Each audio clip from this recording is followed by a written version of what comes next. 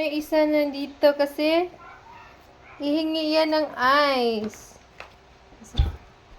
Ito si Kokong kasi nag-open kasi ako ng ref. At gusto kasi niya ng ice. Kasi alam nyo naman guys, ang init ng panahon ngayon.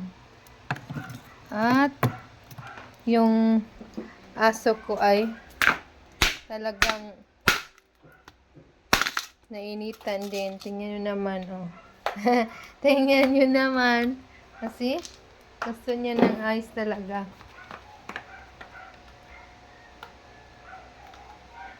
Tingnan nyo naman. Gusto niya ng ice talaga.